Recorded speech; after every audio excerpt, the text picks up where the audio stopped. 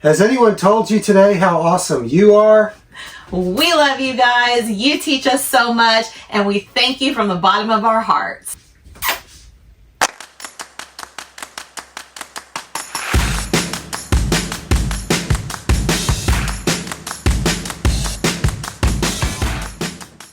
Hey guys, Tanya and David, and we're outside by side. Good morning. In this video, we want to share some of the great comments that you guys have given to us, and they're so educational. Sharing some of the tips that you guys have given us, we felt was so important to our RV community, because just like we always say, you guys educate us as much as we hopefully educate you. I was not in the last video because by the time you see this, most likely my daughter has gotten married. It's been wedding year and it has been busy, and it has just been a whirlwind of planning. And so I'm really glad to be able to talk to you guys and see how you're doing. We hope everybody's doing well, and I've really missed you. Like we always say, the travel trailer and the camping life, it's always an adventure, and you really never know what problems you're going to have. And there's so many problems that we've been able to get by because of comments from you on things that we've learned. That makes things easier. We're constantly running into things that slow us down, Which is normal. and that's all part of the fun. And we really appreciate y'all giving us feedback on things that we never even thought about. And that's how we all learn. And that's the whole reason that Tanya and I created this channel, was so that we can help you and you can help us. One thing we want to let you guys know is that we always look at every single comment. We both talk about them. We respond to every comment. So if you want to reach out to us, just know that we will always respond to your comments. It might not be the same day, but we do try to get back to you in a timely manner. And we, like David said, we appreciate every comment you make. Even people that don't make nice comments, we know that it's not directed at us. We don't have very many of those. I would say maybe 0.5% of our comments are negative. We've been very fortunate. We have a great RV community, and we know that this community itself is just phenomenal. Most of you are in our age group. We're in our 50s. We have some that are younger, some that are older, but we know that this is one of the most fun things and fun hobbies that we all are experiencing, and not to mention the ability to travel and have a place to stay. It's really amazing. So let's jump into the comments. We found a few that we think will be helpful, and just let us know in the comments below what you think. Our first comment is at TimW927, and this one's from about 7 months ago.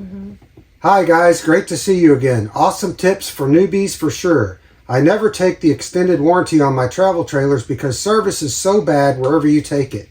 You could be 6 months without your trailer. True. I just do it myself and eat the cost.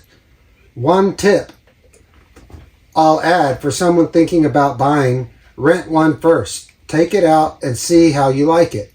Maybe a Class C fits you better, or an off-road pop-up. Best way to find out: rent one. P.S. Love the bloopers. This is a great tip. If you are thinking about purchasing a travel trailer, go ahead and rent one. We know friends who have done this, and it gives you an idea to find out the size you want, if you can pull it. You can also get an idea of the work that's involved in setting it up and all of the things that you need, and if you're going to find out if it's something that you would like or not. And a big part of the travel trailer life is the setup and breakdown. We have 3 setup and breakdowns, and we also give you step-by-step instructions, so don't forget to look at those videos as well. Another thing is on the extended warranty. This is something that the dealer will push on you when you buy your trailer.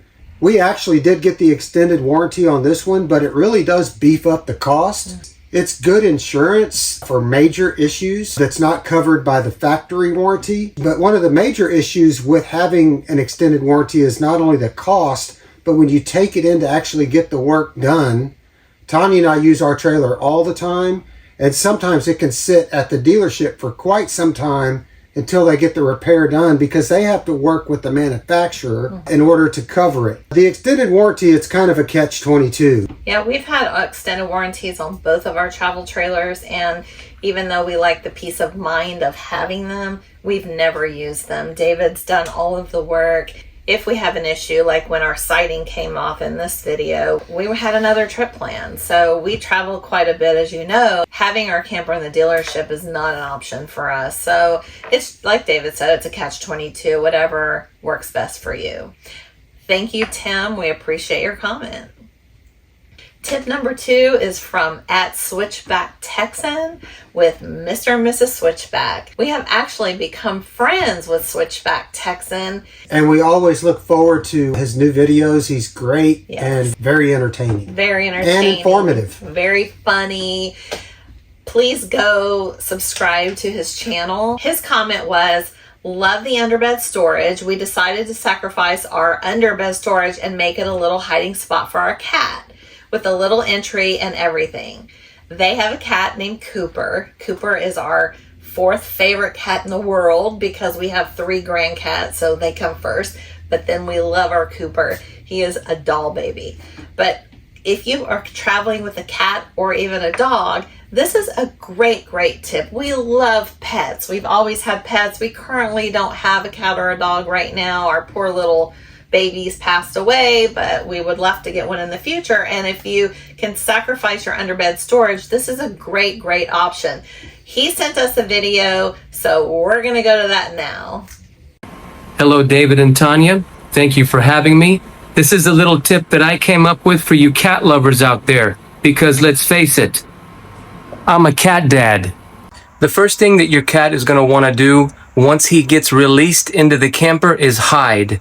Now, most of the time, that hiding place is going to be in a place that you don't want them to hide in. So, I made my own. Welcome to Cooper's Corner. I sacrificed the underbed storage, but it's well worth it for our cat. This is his sanctuary. This is his safe place. This is where he hides. This is where he's comfortable. I hope this tip works for you. It's worked well for us. From San Antonio, Texas, this is Switchback Texan. Back to you, David and Tanya. Take care, guys. So, Corey, this is a great idea and a great use of space under the bed. It's something that we would definitely do or consider. This camper that we currently have has quite a bit of storage, so we are able to sacrifice some things here or there. Right now, we're using the storage under our bed for our Jackery, which is our alternative solar battery system. And we're going to put a video here if you'd like to check that out. Thank you again, Corey, and looking forward to getting to hang out with y'all and camp with y'all coming up here right around the corner. Thank you guys so much for supporting our channel. And don't forget to go to Switchback Texan. You will love their channel. They do state parks, and he is venturing into new things as well. You're going to love their channel. All right, number 3 is @JohnPlum5503. This was about a year ago, and John says a great suggestion he has is, before I disconnect the tow vehicle from the trailer, I always ensure that the park electric service is sound, water is satisfactory, clearance for awning is adequate. I would assume slide clearance is adequate. He said, I'm a solo traveler and I'm 75 years old. Therefore, I use written pre-trip checklists for interior and exterior to prevent mistakes. Keep up the good work, and thank you. John, this is a great piece of advice. We don't always show this in our videos, but we do this. We get out, check the surrounding areas, make sure, because the worst thing you can do is back up and then realize it's not satisfactory for your trailer. Well, the worst thing you can do is back up, unhitch, level, get everything set up, and then go to plug something in and then not have electricity. So, yeah, this is a great tip. Also, remember that on your electrical, sometimes it's good to have more than one option, and we've also got videos on this as well. Just say you have a 30 amp trailer, but something's wrong with the 30 amp breaker. If you have a 50 to 30 adapter, you would be able to use that instead and still get by without having to go back to the front office and try to find another site that has power, or wait for them to come out to fix your power. And so these are great points. Also, sometimes the water can have either low pressure or no pressure, and that's not a good thing either. So thanks, John, for these tips. Yeah, we appreciate you, John. Thanks. So the next comment is from @MonaZanuga 6499, and this one's about 1 year ago. And she's asking, are you saying after we finish dumping that we should leave some water in the black tank along with Happy Camper before putting the trailer back in storage? If so, I've been doing it all wrong. I've been putting it away dry. Thank you. We feel this is the way that you're supposed to do it, and it works best for us. Your black tank, for one, you really want to flush it out and just keep rinsing and rinsing and rinsing and rinsing over and over again. I can't say how important that is because you don't want to have any remnants in there. It's a good idea just to have a little bit of water in your tank with your treatment in there. We like the Happy Camper. It's been working good for us. That way, when we want to use our camper again, we don't have any unpleasant odors or problems with our sensors getting gooked up. We've used different tank treatments over the course of the last however many years we've been doing this, 5 or 6, and we have found that Happy Camper is the best of the best. Another thing is this is different than storing it for the winter. We don't winterize our camper. We live in the southern part of Texas, but we know some of you that live in the northern parts of the United States need to winterize. You have to winterize. This is something completely different, so please keep that in mind. Tanya and I are fortunate enough to actually use our camper in the winter, and it's some of our favorite times to actually go camping. The worst case scenario for us, if we are expecting some cold weather, is we just drain the lines. We drain all the low points. We haven't run antifreeze through anything yet, and we haven't had any issues with that, and it's been working just fine. We haven't run into any issues. Mona, thank you so much for this question. We really appreciate it. It was a wonderful question for all of you out there. Our next comment is from David Olker 493, and this is from 3 years ago, and I believe he's also commenting on one of our setup and breakdown videos. Very good video. Dealerships should use this video for educating new owners. Thank you. We agree with you 100%. We take a lot of time and effort to put our setup and breakdown videos together.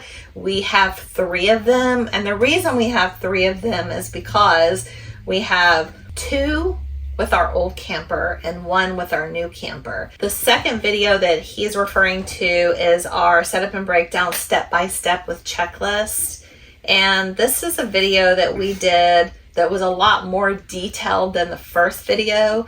So if you're looking for a very detailed step-by-step process of the setup and breakdown, this is really your go-to of all 3. We love all of our setup and breakdowns. We also have a full setup and breakdown step-by-step instructional list on our website, which is outsidebyside.net. So go to our website, check that out. You can just send it to your phone and use it when you go camping next time. And also guys, these setup and breakdown videos are kind of progressive for us because every time we use our camper, we learn new things. And so the later ones are actually have a lot more detail in them. And there's some things, especially with this camper, that the other camper didn't have, like slides and different things that we weren't able to show before. Plus, with the experience that we've gained and some of the new items that we've purchased, our later setup and breakdown video, we'll put a link to that one here on this trailer, I think is probably one of the best ones. Yeah. YouTube has a fair use act, so if you're working for a dealership or you're in a sales at a dealership or you own a dealership, feel free to reach out to us. We're happy to share our video. David, thank you so much for this comment. We really appreciate it. And last but not least, at David Groves 8049. This is interesting. He says, just FYI, I have no idea the reason a lot of people do this. They use the 90-degree elbow on the water connection to the trailer, but put the water filter hung just below that. The weight of the filter full of water is a bit little heavy and puts added strain on the connection. I run the filter just after my water pressure regulator. Most of RV connections are all plastic and actually pretty cheap. This is just my opinion. This is great advice. What I could say about that is, we've done it both ways. If you look at our first setup and breakdown, I used to put it at the camper side. I've heard some people say that you're better off putting the filter closer to the camper because it's going to catch more junk, especially anything that could actually be in the hose. It also depends on the campsite itself because sometimes the water spigots are so low to the ground that you don't have enough room to hook up your inline water filter. The way that we're currently setting it up now with this particular trailer, because we have the Nautilus docking station inside the storage, we really can't put the water filter in there. There's not enough room. So we are hooking it up the way that David is recommending it, down at the spigot side. And it does make more sense. So that's the way we do it now. And I've tried both ways, like I said. It just really depends on your setup and works best for you. What he's saying does make a lot of sense. Yeah. Another thing that we've done a short on this, is that we're using the quick connects. And I have all these brass quick connects on all of our water hoses and filters and everything that we hook up. And it really does help make things snappy when you're trying to set up real quick, especially when you get there at night and you're not dealing with trying to screw things together. Also, there's no leaks, and it also allows the water hose components to twist. So I would highly recommend these quick connects. I will put a link to those below in the description. So David Gross, thank you so much. This was a great suggestion. Also, let us know where you put your water filter. We're just curious to hear what you have to say. Also, guys, I would encourage y'all to read the comments on our videos because there's just so much. We can't get to them all, but there's so many people that have really good ideas and really good input. So we really appreciate y'all participating and watching our videos and commenting. Thank you. Thank you very much for all of your kind words. Some of you guys are like family to us. We talk on a regular basis. We communicate on a regular basis. Even though it's online, we still feel like you're part of our family, and we love hearing from you. If you like videos like these where we share your comments, let us know so we can make more of them. And if you want to be included in our next round, please comment this video. A lot of you reach out through our website, outsidebyside.net. We have a place on our website where you can comment if you don't want to make it public. But reach out to us. Let us know your thoughts. Let us know if you have any tips. And we will see you on the next video. Thank you for watching. Take care. Bye-bye. Bye. I think that might turn out okay. I think it's going to turn out great. Did you want to take a nap?